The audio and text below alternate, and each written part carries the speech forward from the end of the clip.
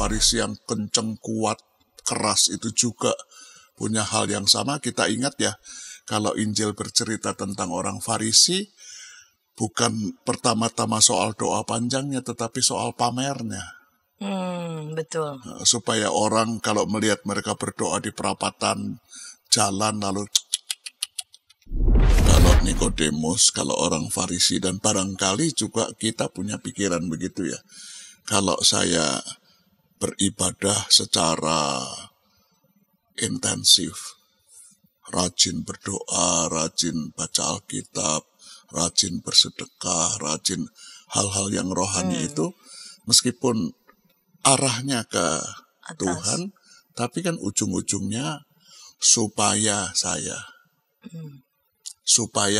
kalau pakai kata yang dipakai di Injil Yohanes, supaya saya selamat.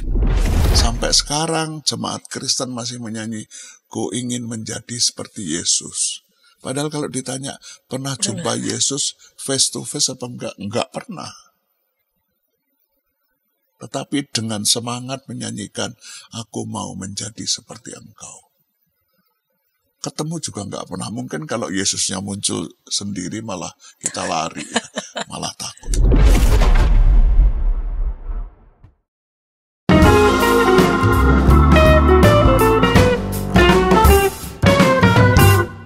Sahabat TKB TV, Sobat Ngulik Alkitab, kita jumpa kembali dalam program Ngulik Alkitab. Program Ngulik Alkitab ini diselenggarakan sebagai media, sebagai sarana bagi kita membaca Alkitab dan tentu saja menemukan setiap pesan yang berharga dalam setiap teks yang kita ulik dan melihat relevansinya bagi kehidupan kita sehari-hari. Saya sebagai pemandu percakapan Pendeta Santiani Manurung. Kita melanjutkan ulikan pada episode kali ini dari Injil Yohanes pasal 3 ayat 1 sampai 21. Injil Yohanes pasal 3 ayat 1 sampai 21 diberi judul Dari Allah Kembali Kepada Allah. Dan siapa narasumbernya akan menolong kita mengulik teks ini, Injil Yohanes 3 ayat 1 sampai 21, telah hadir di studio dan saya mau sapa Bapak Pendeta Emeritus Samuel Santoso. Salam jumpa kembali Pak Pendeta. Terima kasih. Salam buat para penonton. Pak Pendeta Emeritus Samuel Santoso dari GKI Kedoya. Baik Pak Pendeta, kita akan mulai program Ngulik Alkitab di episode ini. Yohanes 3 ayat 1 sampai 21 diberi judul Dari Allah Kembali Kepada Allah. Kita akan buka dalam doa. Pak Pendeta dapat memimpin kita dalam doa. Mari saudara sekalian kita berdoa. Tuhan Allah Bapa kami oleh Yesus Kristus, sungguh kami bersyukur kepadamu kalau hari ini masih ada lagi bagi kami. Kalau hidup tiap hari Engkau percayakan kepada kami. Engkau terus menuntun kami untuk menjalani hidup kami dengan benar seperti yang Engkau inginkan. Melalui pembacaan Alkitab, melalui upaya kami mengulik maknanya, sampai upaya kami untuk mewujud nyatakannya dalam karsa dan karya kami. Hari ini kami akan bersama-sama mengulik satu bagian dari Injil Yohanes. Kiranya Roh-Mu yang kudus menolong kami, supaya kami mendengar pesan Tuhan yang tidak pernah kami lihat, tapi kami percaya Dia yang terus menuntun kami.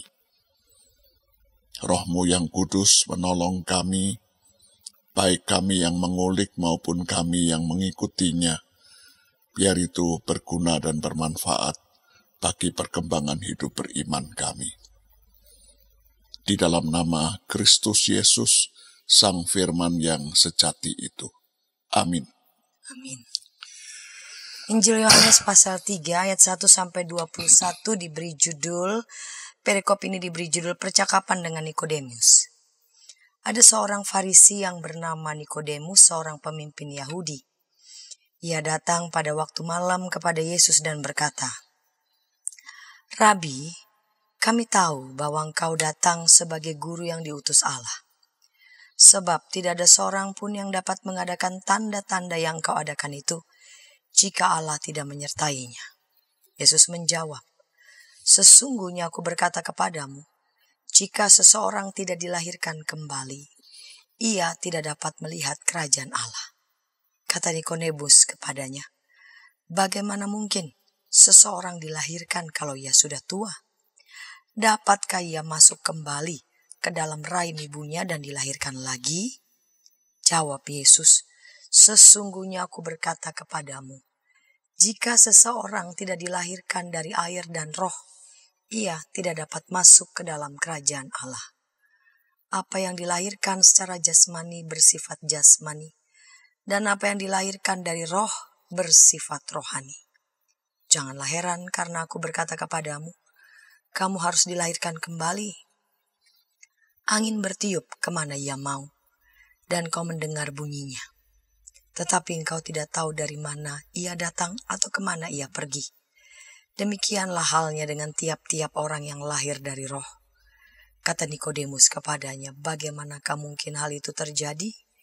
Jawab Yesus, engkau guru orang Israel dan kau tidak mengerti hal-hal itu? Sesungguhnya aku berkata kepadamu, kami berbicara tentang apa yang kami ketahui, dan kami bersaksi tentang apa yang kami telah lihat. Tetapi kamu tidak menerima kesaksian kami. Kamu tidak percaya waktu aku berbicara kepadamu tentang hal-hal duniawi. Bagaimana kamu akan percaya kalau aku berbicara kepadamu tentang hal-hal surgawi?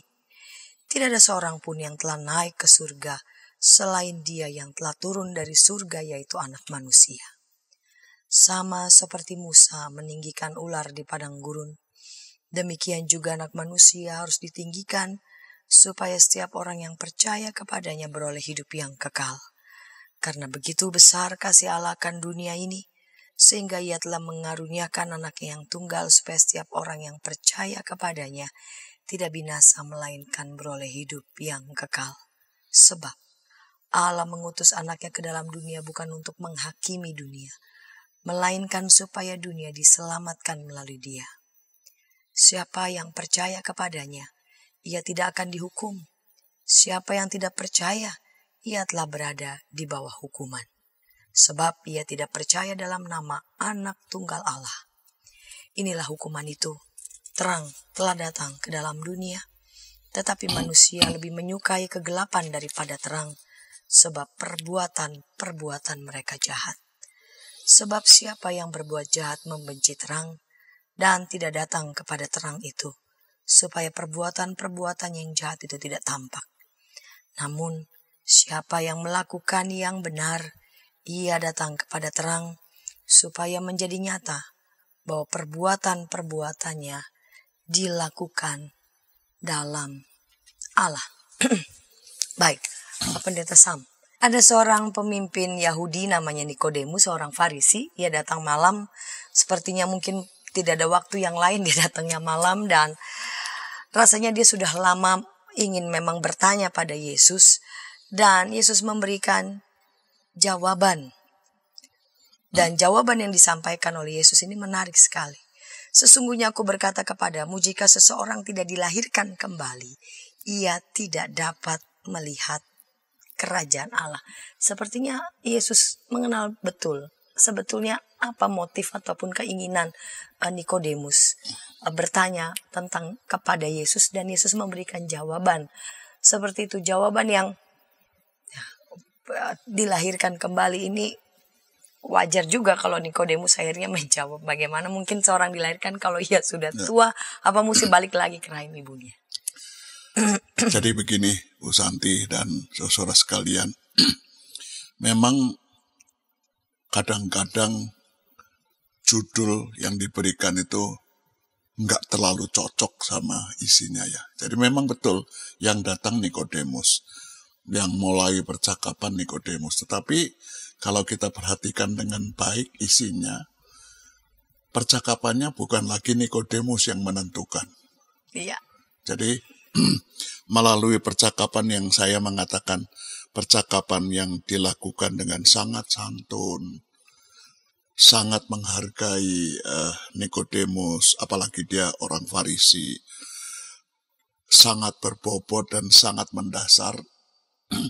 Tuhan sebetulnya atau penginjil ini sedang mengecam satu model kehidupan beragama yang kalau boleh saya pakai grafis ini, modelnya seperti ini, saudara penonton.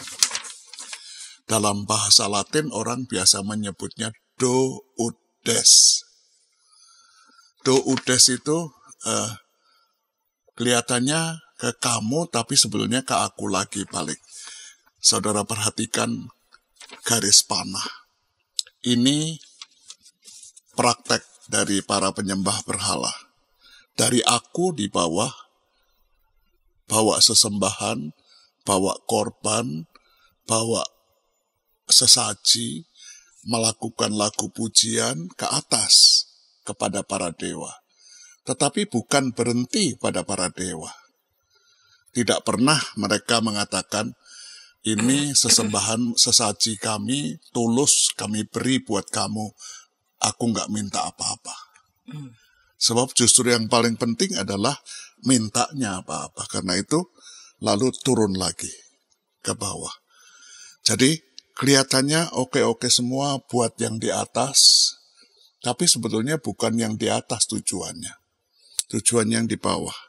Egosentris, egoistis.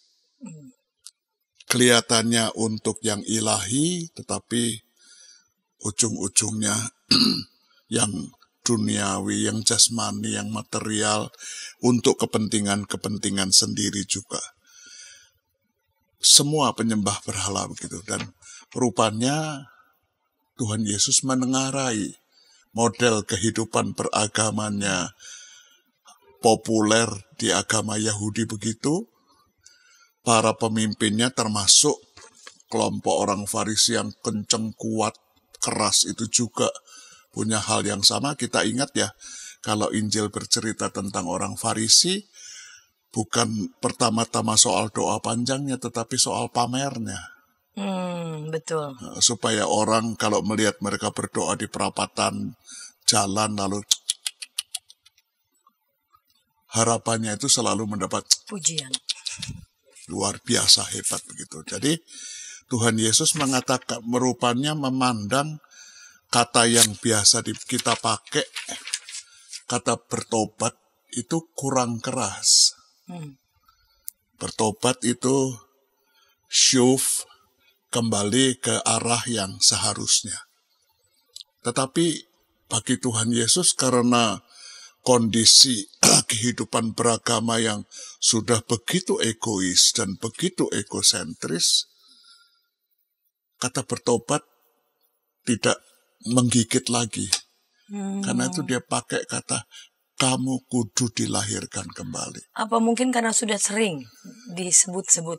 Karena terlalu sering disebut juga ya. Jadi kamu mesti lahir kembali. Itu udah. Rasanya kalau kita baca Injil-Injil, hanya di Injil Yohanes saja Tuhan Yesus mengatakan begitu ya. Yang lain pakai metanoia, kata yang diterjemahkan dengan bertobat, atau syuf dalam bahasa Ibrani. Tapi kali ini buat saya lebih keras, lebih kencang, mengatakan, ndak bisa ndak, kamu kudu lahir lagi. Dilahirkan kembali. Dan itu yang mungkin tidak terduga oleh Nikodemus. Sampai pertanyaannya begitu naif ya. Masa bisa saya udah tua begini masuk ke rahim ibuku dan dilahirkan kembali. Iya, apalagi untuk seorang ukuran pemimpin Yahudi, ya ini beneran dia bertanya serius atau dia lagi sedang bercanda? Iya. Saya sedang mikir juga ini kan. Kecuali kalau dia orang yang maksudnya datang dari latar belakang pendidikan yang memang ya sederhana, masih bisa mengerti. Biasa saja. Iya, ini kan terdidik begitu. Ini terpukau juga mendengarkan respon. Doktor teologi Jawaban merespon Yesus. Tapi yang menarik adalah, jadi gini, ketika Nikodemus datang pada Yesus, kan Nikodemus langsung mengatakan, Rabi, kami tahu bahwa engkau datang sebagai guru yang diutus Allah. Sebab tidak ada seorang pun yang dapat mengadakan tanda-tanda yang kau adakan itu jika Allah tidak menyertainya. Ini kan pernyataan dari Nikodemus ya. Lalu Yesus mengatakan tentang tidak dilahirkan kembali. Berarti Yesus melihat ada problem keberagamaan yang serius ya. Begitu ya. Yang mesti Nikodemus juga evaluasi lagi gitu. Lihat kembali, sadar, ngeh gitu. Oke. Bahwa sikap keberagamaan yang dilakukan oleh banyak orang pun dia mesti mengevaluasi keberagaman dirinya, itu seolah-olah buat dirinya. Dan itu juga yang sering dilakukan oleh orang-orang Farisi ketika melakukan tindakan-tindakan beragama mereka supaya mendapat pujian. Dan itu hanya bisa keuntungan lainnya. Oh iya, betul, keuntungan lainnya. Banyak mereka juga kan menjadi kaya karena dari itu semua kan. Jadi kita ingat waktu Yesus marah-marah di Bait Suci pada pasal berikutnya itu ya. Dia marah, pasal 2, pasal sebelumnya. Betul. Gimana praktek ibadah Paskah yang begitu kudunya luhur, agung, itu sekarang jadi praktek. Betul, pemerasan. Atas nama tindakan demi keuntungan yang besar antara imam besar, kelompok Bait Suci, dan para pedagang. Iya. Dan perubahan sikap beragama akan terjadi, harus dia dilahirkan kembali. Tidak ada jalan lain. Kalau saya membaca begitu, ini sudah super serius, sangat urgent untuk kamu.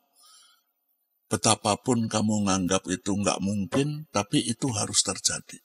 Baik. Jadi memang sangat radikal gitu ya, sangat radikal. Baik, kita akan lanjutkan nanti di segmen yang kedua.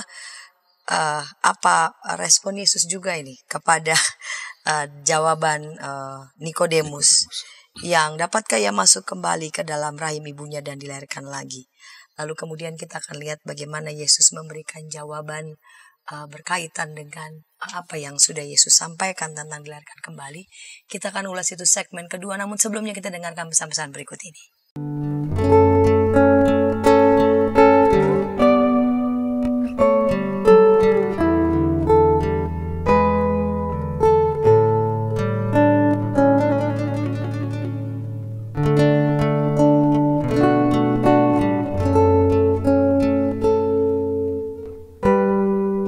Para pimpinan gereja di sana-sini mengakui bahwa jangankan warganya atau para pendetanya, mereka sendiri juga tidak begitu tahu karena sesudah menerima dokumennya taruh di kantor sinode tidak ada upaya untuk sosialisasi. Jadi sama juga kayak masalah bioetika di Indonesia ya, apakah boleh begini, apakah boleh, tapi kita harus bertanya lebih dalam lagi sebagai orang Kristen, apa sikap etis dan apa keputusan etis yang merupakan refleksi daripada visi moral dari iman Kristen. Hadirkan Tuhan sebagai sahabat, bukan hanya sebagai majikan yang di atas atau hakim. Hadirkan Tuhan sebagai sahabat kita juga, yang mau mendengar, mau meraih, yang kamu bisa seadanya dengan dia, yang kamu bisa nikmati kehadirannya. Kalau gereja bisa lakukan itu, apapun alirannya, saya kira Gen Z akan merasa ini rumah. Ternyata masih banyak komunitas kita yang tanpa sadar budaya hierarkis di dunia itu dibawa masuk ke gereja. Bagaimana sikap majelis, sikap anggota jemaat terhadap sapam gereja, terhadap pekerja gereja, itu kita kadang-kala tidak memperlakukannya sebagai sahabat, tapi ya pesuruh aja yang ya udahlah.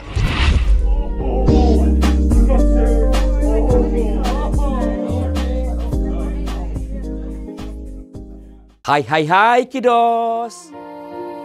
Ku datang dan Inci, betul. Kodok lumpuh dan ayam buta. Kiddy time.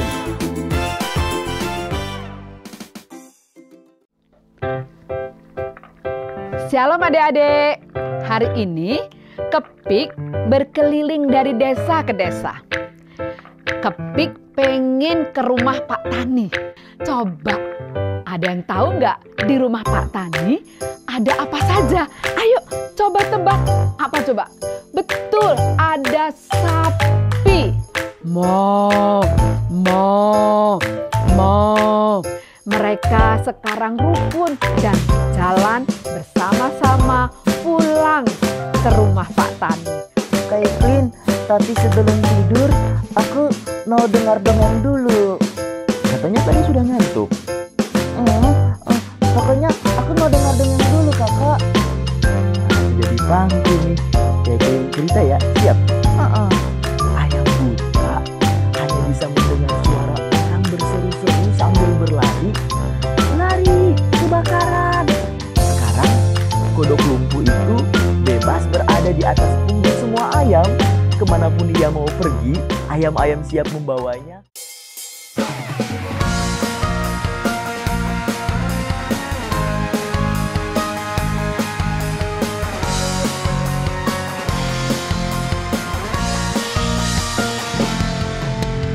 Hormat pada orang tua, menyayangi binatang, rajin ke sekolah minggu, selalu giat belajar, tidak membedakan orang, semua dijadikan sahabat, dipercaya oleh guru-guru di sekolah.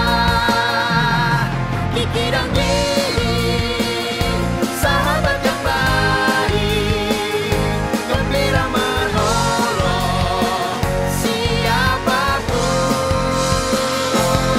membela yang lemah, menegur yang salah. Kiki dan Didi, sahabat yang asyik.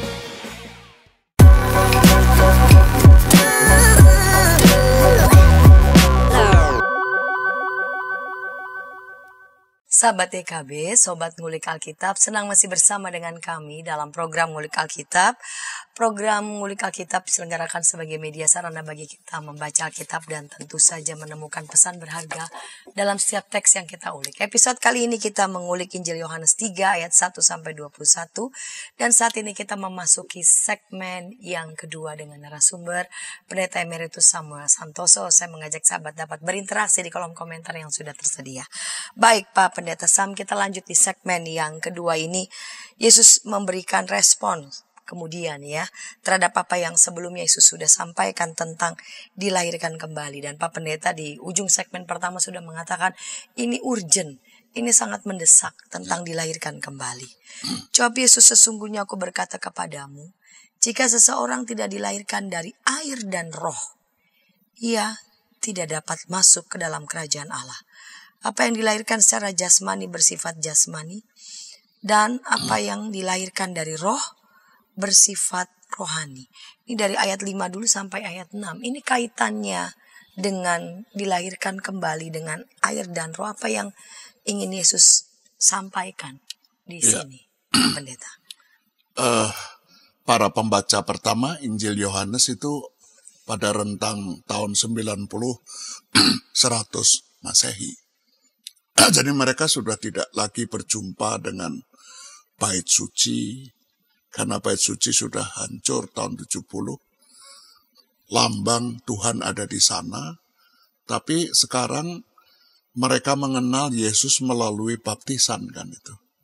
Dan baptisan selalu menyangkut air, dan kita semua tahu bahwa formulanya juga roh itu. Jadi dua lambang yang muncul pada peristiwa baptisan itu menolong mereka untuk mengerti hidup barunya seperti apa itu. Kalau mereka dilahirkan lagi. Tidak material karena tidak lagi terpancang kepada satu bangunan betapapun mahal dan indahnya yang namanya bait suci. Tidak bergantung pada upacara-upacaranya di sana. Tetapi sekarang cara menggambarkan kehadiran Tuhan itu pakai angin. Cuman kita mesti sadar bahwa pada zaman Tuhan Yesus hidup belum ada BMKG. Ya. Kalau sekarang tiap kali kita nonton ramalan cuaca, BMKG sudah mengatakan anginnya dari sebelah Australia lalu akan lewat ke Selat Bali atau apa begitu. Akan menuju ke arah Kalimantan. Kalau zaman dulu kan enggak. Taunya angin, kata angin itu kata pneuma yang diterjemahkan dengan roh. Itu mau mengatakan bahwa Tuhan itu tidak terlihat, Tuhan itu tidak dikungkung oleh satu tempat,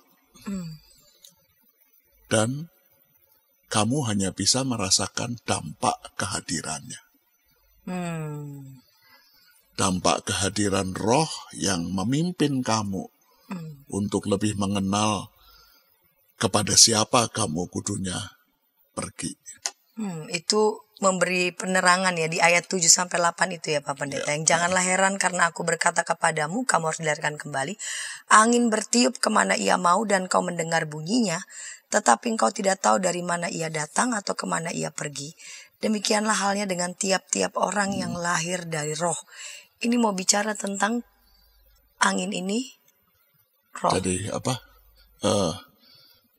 kalau saya pakai bahasa yang lebih lugas, Tuhan mengatakan, buanglah segala pemahamanmu yang lama itu, sekarang gantilah.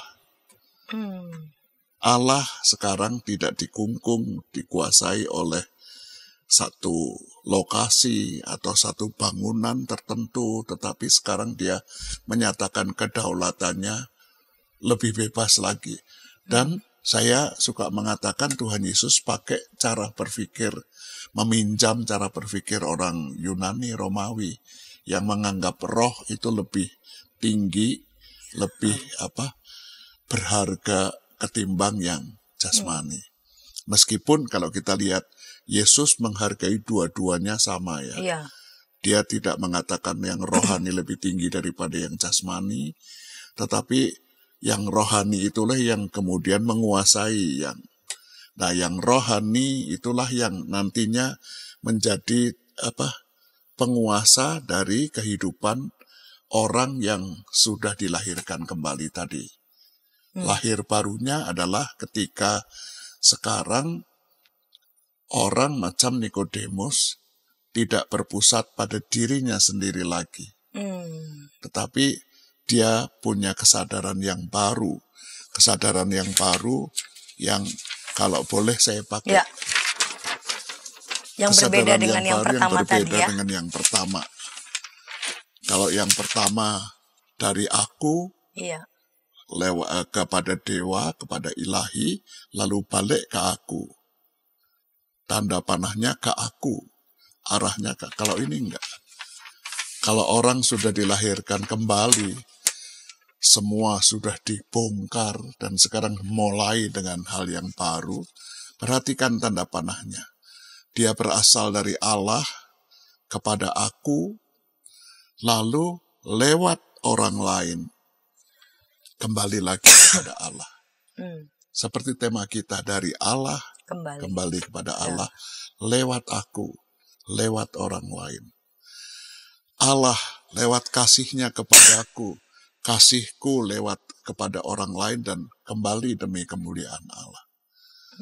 Allah dengan karyanya menyelamatkan aku membantu orang lain untuk, bukan aku yang berjasa di sini.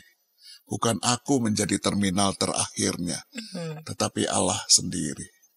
Kalau aku memuji Allah karena Allah baik, sungguh sangat baik kepadaku. Karena itu pujianku mesti menguatkan orang lain dan sungguh untuk kemuliaan Allah. Kalau Allah memberkati aku, saya harus membagi itu kepada orang lain. Sebab kepada dia juga Tuhan mau. Demi kemuliaan siapa? Bukan supaya orang menganggap saya jadi orang baik, crazy rich yang dermawan seperti banyak kita lihat di medsos kita. Tetapi memang betul-betul tulus memberi tanpa membawa kameramen untuk kemudian nanti disebar begitu. Nah, inilah model kehidupan yang baru yang diharapkan Tuhan. Nikodemus, pusat kehidupan berimanmu bukan kamu lagi dengan segala ambisimu, dengan segala cita-citamu, dengan segala angan-anganmu. Tetapi kamu justru mesti menyesuaikan diri dengan cita-cita Allah. Itu yang membutuhkan satu tindakan yang radikal yang Tuhan Yesus pakai. Kamu mesti dilahirkan kembali. Dan mindsetmu mesti diganti betul ya. Jangan pakai yang lama, ganti betul dengan yang baru. Begitu. Itu metanoia sebetulnya. Betul. Ya, betul. Nah, kita lanjut di ayat selanjutnya ya Pak Pendeta ya. Sama seperti Musa meninggikan ular di padang gurun, demikian juga Anak Manusia harus ditinggikan, supaya setiap orang yang percaya kepadanya beroleh hidup yang kekal. Karena begitu besar kasih Allah akan dunia ini, sehingga Ia telah mengaruniakan Anak yang tunggal, supaya setiap orang yang percaya kepadanya tidak binasa, melainkan beroleh hidup yang kekal. Sebab Allah mengutus Anaknya ke dalam dunia, bukan untuk menghakimi dunia, melainkan supaya dunia diselamatkan melalui Dia. Ini ayat 14 dulu sampai ayat 17. Ini Yesus menjelaskan lagi ya, melanjutkan penjelasannya dari yang sebelumnya tentang dilahirkan kembali dengan penjelasan Pak Pendeta tadi, bahwa tindakan beriman kita bukan untuk aku terus, dari Allah padaku kembali kepada Allah. Lalu kemudian Tuhan Yesus memberikan penjelasan lagi tentang ayat 14 sampai ayat 18 ini. Artinya apa? Maksudnya apa dengan dikaitkan dengan dilahirkan kembali? Jadi kalau Nikodemus, kalau orang Farisi, dan barangkali juga kita punya pikiran begitu ya. Kalau saya beribadah secara intensif, rajin berdoa, rajin baca Alkitab, rajin bersedekah, rajin hal-hal yang rohani itu, meskipun arahnya ke atas Tuhan, tapi kan ujung-ujungnya supaya kalau pakai kata yang dipakai di Injil Yohanes, supaya saya selamat. Nah, Tuhan Yesus mengatakan, kamu berusaha membuat jembatan supaya kamu bisa berkenan pada Tuhan lewat hal-hal, aku rajin baca Alkitab, aku rajin berdoa, aku rajin isinya lain sport, enggak soal, pokoknya hidupnya ini beribadah. Kalau buat kita orang Indonesia lebih familiar kata itu. Ini orang sangat beribadah. Seolah-olah kalau sudah sangat beribadah, semua selesai, pasti selamat. Enggak, kata Tuhan Yesus. Kalau bukan Tuhan yang membangun jembatan, kamu enggak bisa ke sana. Sebab antara yang baik yang kamu lakukan dengan niat yang nyatanya egois, kamu bikin jembatan maju sedikit tapi kamu putus lagi. Tidak pernah sampai ke seberang.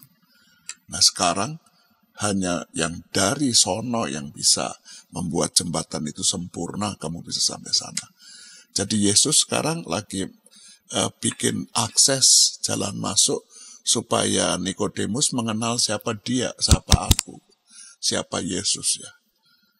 Pakainya istilah-istilah yang orang Yahudi ngerti semua udah. Jadi radikalnya itu bukan kesalehan, bukan kebaikan, bukan kesetiaan dari manusianya, tetapi kasih Allah yang prihatin, lalu mengutus putra mahkotanya, kalau saya begitu ya. Saya pakai anak supaya apa? Supaya kita jangan punya pikiran seperti kebanyakan orang mengatakan kalau sudah jadi anak Allah itu hidup enak dan macam-macam itu. Sebab putra mahkota di negara-negara yang punya raja dan kekaisaran itu, putra mahkota bukan soal pertama hidupnya dengan macam-macam fasilitas, dengan privilege yang luar biasa, tetapi bahwa mereka menjadi duta bagi bapaknya yang entah raja, entah kaisar itu. Harus membawa kerajaan itu. Supaya apa? Supaya yang tidak kelihatan itu sekarang buat kamu jadi jelas. Karena itu lihatlah aku, kata. Bukankah yang bisa ngomong sorga itu hanya orang yang datang dari sana? Jadi kamu bisa berbusa-busa ngomong sorga, tapi itu nggak ada artinya. Hanya yang dari surga lah yang. Dan itulah yang, kalau Yesus mengatakan itulah yang kami saksikan, jangan bayangkan Yesus dan murid-muridnya, enggak. Itulah yang aku dan Bapakku menyaksikannya. Tapi kamu tidak menerimanya. Yesus itu enggak takut loh. Enggak takut itu. Gimana aku bisa mengerti Allah Sang Bapa itu? Kamu sudah bertahun-tahun bareng aku, kamu nggak lihat Bapak juga. Kalau kamu lihat aku, kamu lihat Bapak.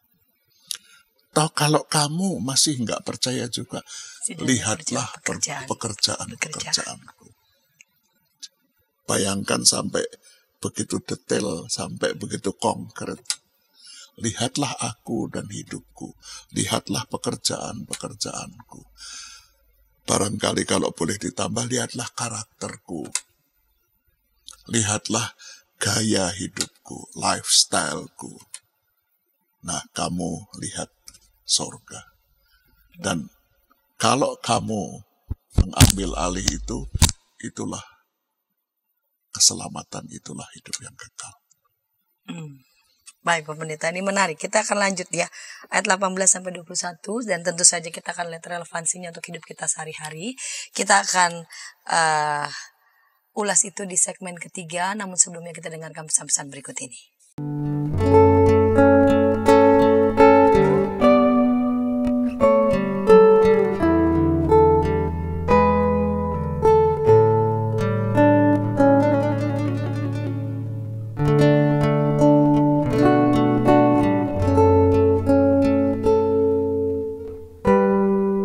Para pimpinan gereja di sana-sini mengakui bahwa jangankan warganya atau para pendetanya, mereka sendiri juga tidak begitu tahu karena sesudah menerima dokumennya taruh di kantor sinode tidak ada upaya untuk sosialisasi. Jadi sama juga kayak masalah bioetika di Indonesia ya, apakah boleh begini, apakah boleh, tapi kita harus bertanya lebih dalam lagi sebagai orang Kristen, apa sikap etis dan apa keputusan etis yang merupakan refleksi daripada visi moral dari iman Kristen. Hadirkan Tuhan sebagai sahabat, bukan hanya sebagai majikan yang di atas atau hakim. Hadirkan Tuhan sebagai sahabat kita juga, yang mau mendengar, mau meraih, yang kamu bisa seadanya dengan dia, yang kamu bisa nikmati kehadirannya. Kalau gereja bisa lakukan itu, apapun alirannya, saya kira Gen Z akan merasa ini rumah. Ternyata masih banyak komunitas kita yang tanpa sadar budaya hierarkis di dunia itu dibawa masuk ke gereja. Bagaimana sikap majelis, sikap anggota jemaat terhadap sapam gereja, terhadap pekerja gereja, itu kita kadang-kala tidak memperlakukannya sebagai sahabat, tapi ya pesuruh aja yang ya udahlah.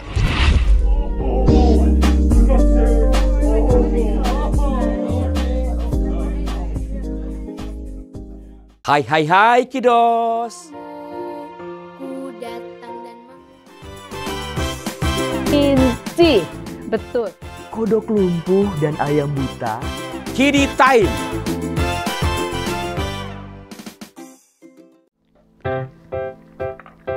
Shalom adik-adik. Hari ini Kepik berkeliling dari desa ke desa. Kepik pengen ke rumah Pak Tani. Coba, ada yang tahu nggak di rumah Pak Tani ada apa saja? Ayo coba tebak. Apa coba? Betul, ada sapi. Mo. Mereka sekarang rukun dan jalan bersama-sama pulang ke rumah Pak Tani. Kak Evelyn, tapi sebelum tidur aku mau dengar dongeng dulu. Katanya tadi sudah ngantuk. Pokoknya aku mau dengar dongeng dulu, kakak. Jadi pangku nih. Kayak cerita ya, siap? Ayam buta hanya bisa mendengar suara orang berseru-seru sambil berlari. Lari, kebakaran. Sekarang kodok lumpuh itu bebas berada di atas punggung semua ayam. Kemanapun dia mau pergi, ayam-ayam siap membawanya.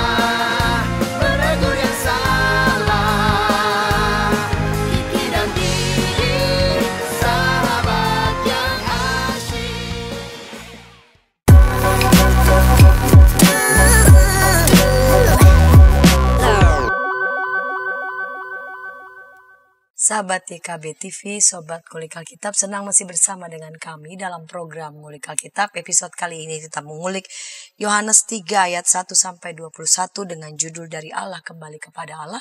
Kita memasuki segmen yang ketiga, segmen penutup dengan narasumber Pendeta Emeritus Samuel Santoso. Saya kembali pada beliau, pada Pak Pendeta Sam. Baik Pak Pendeta, kita lanjut di segmen ketiga ini. Berarti tekanannya kan lebih pada keselamatan ya daripada pada hukuman. Namun yang menarik ada ayat 18 dan 19 Pak Pendeta. Ini minta pencerahan ini. Siapa yang percaya kepadanya ia tidak akan dihukum. Siapa yang tidak percaya ia telah berada di bawah hukuman. Sebab ia tidak percaya dalam nama anak tunggal Allah. Inilah hukuman itu, terang telah datang ke dalam dunia, tetapi manusia lebih menyukai kegelapan daripada terang, sebab perbuatan-perbuatan mereka jahat. Ini apa artinya? Artinya yang tidak percaya kepadanya, betapapun kita sudah melakukan berbagai macam perbuatan agama, padahal mungkin motifnya enggak, sesungguhnya tetap berada dalam penghukuman, atau ada hal lain yang mau dikatakan? Memang kita sudah kandung sejak kita kecil ya. Rasanya kalau kita ingat sejak sekolah minggu yang diajarkan ke kita kan Yohanes 3 ayat 16 kan ya. Sampai ayat hafalan, sampai nyanyian itu sampai hafal di dalam kepala, enggak di luar kepala. Yeah. Nah, sayang ayat yang katanya paling banyak dikutip di dunia ini, itu seringkali buat nakut-nakuti orang. Kalau kamu enggak percaya Yesus, kamu binasa loh. Nah, Bu Santi dan saudara sekalian, saya mengajak saudara selalu membaca konteks ya. Jadi kepada anggota jemaat kalau di kebaktian, saya selalu nanya, ayo siapa yang hafal ayat 17-nya? Bukan cuma ayat 16-nya. Selalu nggak ada yang hafal. Ayat 17 tidak pernah di stabilo di Alkitab kita. Padahal ayat itu penting. Karena Allah mengutus anaknya ke dalam dunia, bukan untuk menghakimi dunia, tetapi untuk menyelamatkannya oleh Dia. Untuk memberi hidup kekal kepada Dia. Keselamatan itu sama dengan hidup kekal itu. Jadi tekanannya pada menyelamatkan. Tekanannya mengubah supaya hidup manusia jadi hidup yang nanti disebut hidup kekal tadi. Tapi terminologi yang dipakai oleh Tuhan Yesus masih terminologi agama Yahudi ya. Kalau tidak melakukan ini dihukum, kalau tidak melakukan ini dihukum. Dipakai oleh Tuhan Yesus, tetapi kalau kita perhatikan dengan baik ayat 18 misalnya ya. Inilah hukuman itu. Bukan aku yang menghukum, tetapi kamu menghukum dirimu sendiri. Kalau orang berdosa kan nggak suka pada terang. Udah pasti itu ya. Karena itu bar selalu remang-remangan ya. Cuaca lebih gelap. Tidak suka terang. Jadi kalau dipakai hukuman, Tuhan Yesus mau mengatakan, itu bukan aku loh yang menghukum. Mereka menghukum diri sendiri.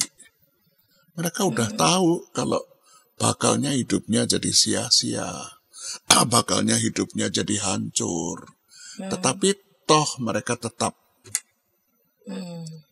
orang egois kan begitu, nggak peduli akhirnya hidupnya hancur, tapi yang tetap aja terus begitu sampai sesudah hancur baru, aduh Tuhan, sebagian orang mengatakan itu nasib apa-apa ya, enggak. Tapi kalau mereka sampai hancur itu bukan aku mau mereka hancur, enggak. Konsekuensi dari pilihannya. Ya, itu akibat dari sebuah pilihan. Kalau aku enggak kok, aku mau supaya percaya kepadaku, itu artinya kamu menggantungkan hidup kepadaku, kamu mengambil alih, kamu jadi parasit boleh sama Tuhan Yesus ya, menyedot apa-apa yang baik dari hidupku. Dia senang sekali kok, dan kamu akan dapat hidup yang kekal. Dan saudara, kalau Tuhan Yesus mengatakan yang percaya akan mendapat hidup kekal, itu jangan terlalu jauh kita pikirkan. Nanti kalau sudah mati, sudah bangkit, lalu kita hidup nggak mati-mati lagi. Bu Santi, pernah membayangkan nggak Kok ngeri? Tiba-tiba saya. kalau Bu Santi umur 150 kira-kira masih cakep apa enggak? Kan sekarang ada aplikasi itu. Saya pengen lihat wajah saya. Iya, betul. Umur 90 Iya. atau 100. Iya. Nanti kalau dibuka 110, saya jadi bingung ini Samuel Santoso apa bukan. Bayangan kalau tidak habis-habis. Ya, memang bukan kuantitatif memang. Bukan 1,000 years and a days. Bukan 1.001 malam tidak habis-habis. Bukan tekanannya bukan itu.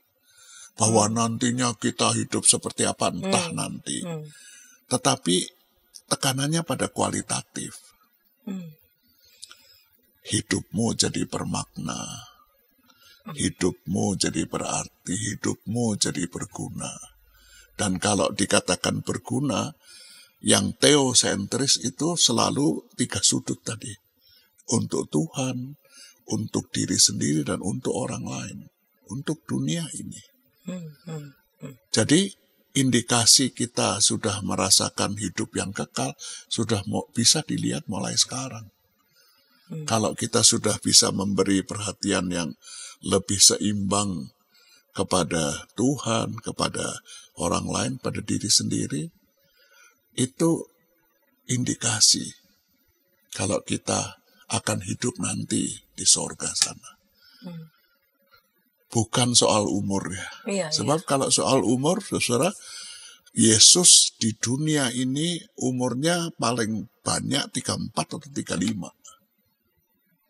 Kalau sudah itu selesai, kalau orang habisnya umurnya pada umur 34, 35, orang mengatakan kasihan amat. Belum merasakan sorga dunia. Belum macam-macam yang lain, yang nikmat-nikmat dunia ini kok sudah. Kita kan biasa begitu kalau ada orang mati muda ya. Ya mati boleh ya, meninggal muda. Tapi dampak dari 34 tahun usia Yesus yang hidup di sono di daerah Asia Barat Daya yang sekarang kita sebut Israel itu. Dampaknya 2000 tahun masih terasa. Ngefek kata anak Jakarta itu. Sampai sekarang jemaat Kristen masih menyanyi, "Ku ingin menjadi seperti Yesus." Padahal kalau ditanya, pernah jumpa Yesus face to face apa enggak? Enggak pernah. Tetapi dengan semangat menyanyikan, "Aku mau menjadi seperti Engkau." Ketemu juga enggak pernah. Mungkin kalau Yesusnya muncul sendiri malah kita lari, malah takut. Tapi itulah hidup kekal. Jadi saya tidak suka pakai kata legasi ya. Tetapi gimana sih? Berapapun umurmu, kamu punya hidup yang berguna untuk 3 sudut tadi atau tidak? Apa sudah makin seimbang atau tidak? Itu hidup kekal. Kalau hidupmu melawan hidup semacam itu, ya kamu sudah dihukum. Itu tadi, hukuman itu sendiri. Bukan dia yang menghukum, bukan tapi Allah. kita yang memilih hukuman itu sendiri. Baik Pak Pendeta, relevansinya untuk kehidupan kita nih. Dari Yohanes 3 ayat 1 sampai 21 dengan judul Dari Allah Kembali Kepada Allah. Untuk negara kita Indonesia ini kan orang Indonesia tidak ada yang tidak beragama kan. Iya, beragama tidak semua ada ngakunya. hak untuk hak tidak beragama. Di sini kan adanya cuman hak memilih agama ya. Beragama semua. Cuman memprihatinkannya itu kalau kemudian di pengadilan ada orang didakwa jadi seorang koruptor dan miliaran, bukan cuma miliaran rupiah yang dituduhkan, tapi triliunan rupiah. Dan rasanya pasti terbukti itu. Yang suka menyesakkan dada saya itu disumpah pakai agama masing-masing. Yang Kristen pakai Alkitab. tapi koruptor. Gimana saya memaknai tangan saya tangan kiri saya taruh. Saya melibatkan Tuhan dalam urusan saya sebagai pejabat negara. Sebut saja yang Kristen ya. Sekarang kan sudah semua agama sudah kena kan ya, sudah dapat jadi rata. Gitu. Dalam hal hidup beragama, alangkah menyedihkannya kalau sikap seperti para penyembah berhala inilah yang terjadi ya. Sikapnya egois, sikapnya egosentris. Ada sebuah anekdot yang lucu, tapi saya tidak mau menyebut karena ini sebetulnya stereotip terhadap 3 bangsa tertentu. Supaya nggak menyinggung orang-orang bangsa itu, sebut saja namanya I, S, dan Y. Sama-sama beriman pada Tuhan. Malah kalau ceritanya sama-sama percaya sama Tuhan. Lalu mereka bertiga ketemu, stereotipnya itu nanti di belakangnya. Lalu mereka saling nanya, kalau kamu mau kasih persembahan kepada Tuhan, gimana caranya? Kalau kamu mau kasih persembahan uang kepada Tuhan. Lalu yang Irlandia ini bilang, saya ambil tampah. Lalu semua uang saya taruh di atas tampah tadi. Saya berdoa, lalu saya lambungkan ke atas tampah saya. Sebelumnya saya bikin lingkaran di bawah tampah, di lantai.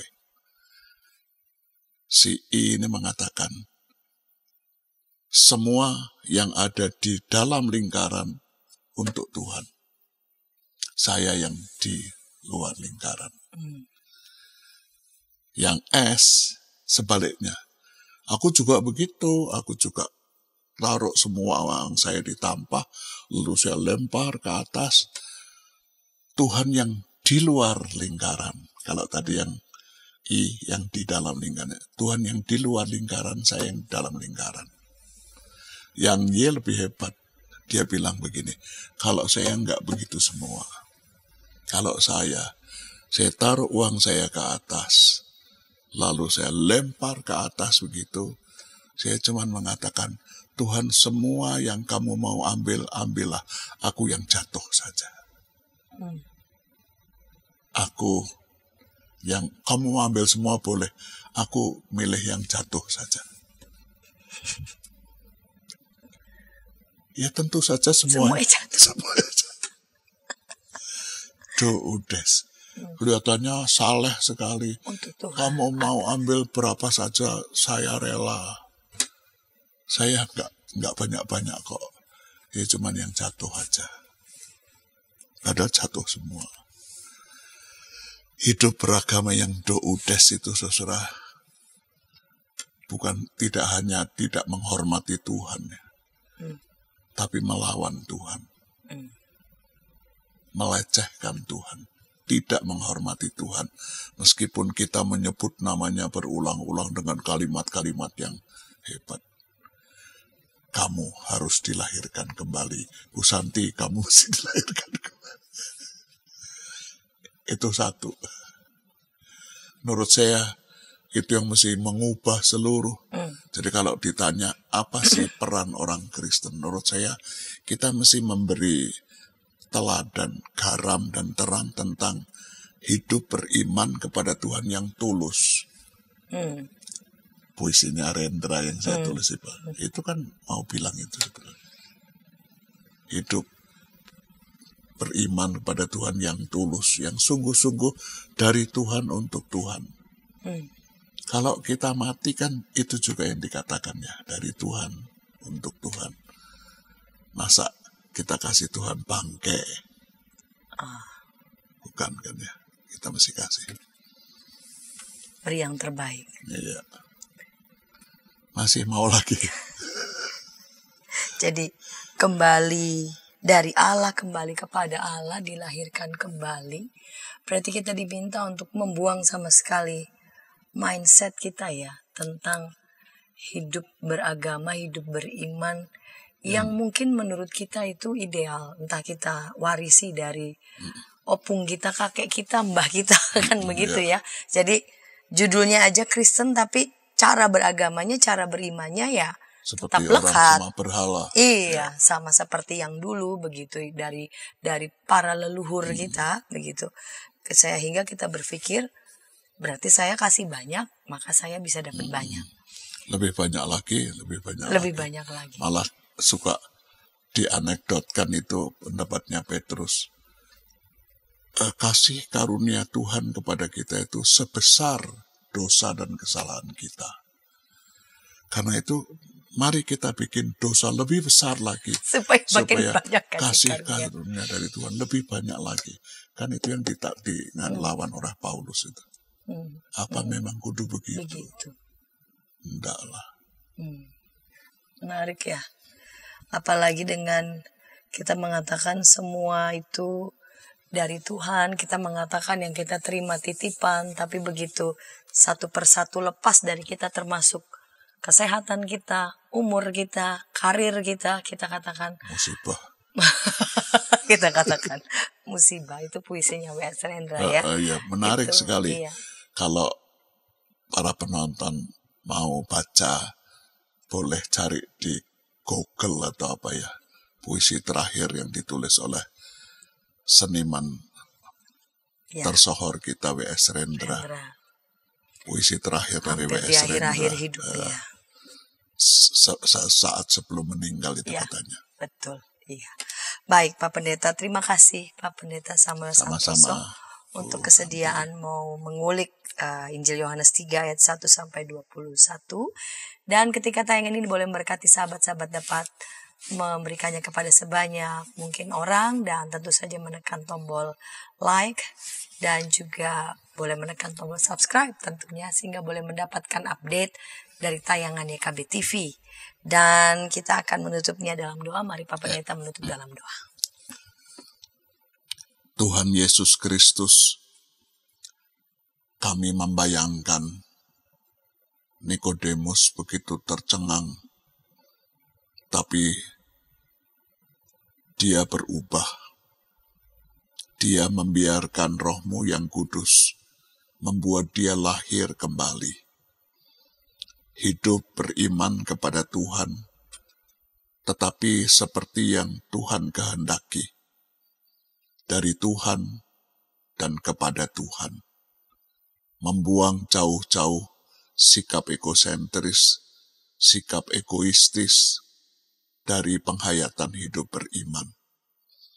Ya Allah Roh Kudus, tolonglah kami, tuntunlah kami, supaya kata dan perbuatan kami, supaya karakter dan sikap kami, supaya kepribadian kami menjadi kepribadian yang sudah dilahirkan kembali dan siap untuk menjalani hidup yang berguna, hidup yang bermanfaat, hidup yang mendatangkan berkat untuk siapa saja, dan dijauhkan dari sikap egois dan egosentris.